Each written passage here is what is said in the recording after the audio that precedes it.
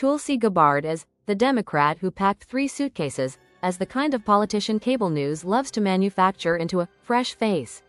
Young, military veteran, congresswoman from Hawaii, anti-war, calm voice, big, I'm different energy. She was rogue, and for a minute, Democrats looked at her like, okay, maybe this is the future.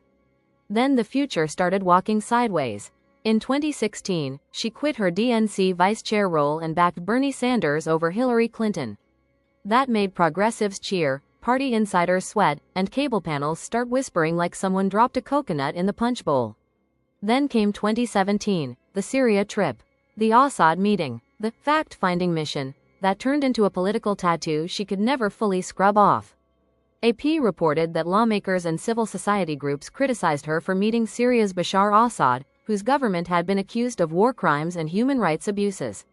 And then in 2019, when Trump faced impeachment, Tulsi didn't vote yes. Didn't vote no. She voted present. Present? Baby, that was not a vote. That was a political escape hatch wearing a Hawaiian lei. She said Trump was guilty of wrongdoing, but she also said she couldn't support impeachment because she saw the process as partisan. Translation: I see the fire. I smell the smoke, but I'm standing in the hallway holding a glass of water and a brand consultant. She was rogue. Here's her fact-check sheet. Checkmark true. Gabbard served as a Democratic congresswoman and ran for president in 2020. Checkmark true. She resigned from the DNC vice chair role in 2016 to endorse Bernie Sanders. Checkmark true. She voted present on Trump impeachment and explained that decision publicly. She will probably write a book. By 2020, Tulsi's presidential campaign was running like a phone at 2% battery. She stayed in the race longer than most people expected, picked up a little attention, but not enough momentum. Then she dropped out and endorsed Joe Biden. Axios reported she suspended her campaign in March 2020 and offered Biden her support. But 2 years later, rogue got energy. She slammed the Democratic Party as an elitist cabal of warmongers and walked out the door. ABC News reported her 2022 announcement leaving the party and quoted her accusing Democrats of cowardly wokeness and dragging the country closer to nuclear war. Then came the makeover. Independent, Fox contributor, conservative applause, Trump rally energy, GOP welcome mat. By 2024, she was endorsing Trump. Then she joined the Republican Party. Then Trump nominated her for Director of National Intelligence. That's not a political evolution. That's a full-body ideological costume change with matching shoes. She went from Aloha, Democrats, to Hello, MAGA, to Mr. President, where do I park the intelligence agencies? And Trump loved it because Trump loves a defection story. Nothing makes him happier than someone leaving the other team and showing up at his table with a loyalty application and a microphone. Fact check: she changed political parties like a costume change. Checkmark true. Gabbard dropped out of the 2020 race and endorsed Biden. Checkmark true. She left the Democratic Party in 2022. Checkmark true. Trump's nomination statement said she endorsed him in August 2024, served as transition co-chair, and joined the Republican Party in October 2024. Still rogue, costume change is satire, not a literal claim. Then Trump did what Trump does. He took the woman who built her brand saying America should avoid reckless wars, and put her in charge of national intelligence inside a White House that lives on chaos fumes. The Senate confirmed her 52-48.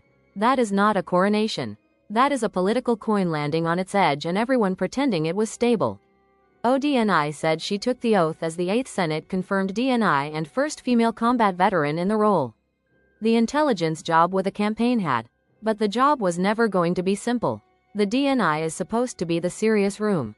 The facts room. The don't lie to yourself because missiles don't care about vibes room. But in Trump world, every room becomes a campaign room eventually. AP reported that Gabbard vowed to fight politicization in intelligence, but her office also supported some of Trump's partisan arguments, including claims about the 2020 election. Reuters reported friction over her declassification efforts, security clearance revocations, and absence from major national security deliberations. So the question became, was Tulsi running intelligence? Or was intelligence being asked to run errands? Because when the spy chief becomes part of the political show, the country isn't getting national security. It's getting a classified circus with better lighting. Make decisions bases on facts. Checkmark true. Senate confirmed her 52 to 48. Checkmark true. ODNI described her as the first female combat veteran DNI. Now Tulsi is resigning. Officially, this is about family, and that part deserves basic human respect.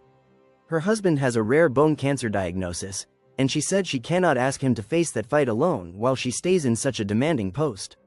That is real life. That is bigger than politics. But politics does not stop being politics just because the letter sounds clean. Reuters reported a source said she was forced out by the White House.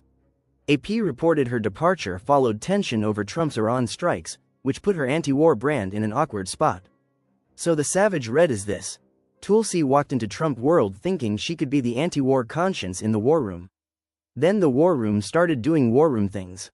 She tried to be independent in a loyalty machine. She tried to sell unbiased intelligence in a building where the boss wants applause before analysis. She tried to be the exception, and Trump world treats exceptions like expired coupons. Now Aaron Lucas gets the chair. Trump gets another headline, and Tulsi leaves with the strangest resume in Washington: Democrat, Bernie backer, Biden endorser, Democratic Party quitter, Trump supporter, Republican, DNI, resigned. That is not a career ladder. That is a political escape room. So here's the question.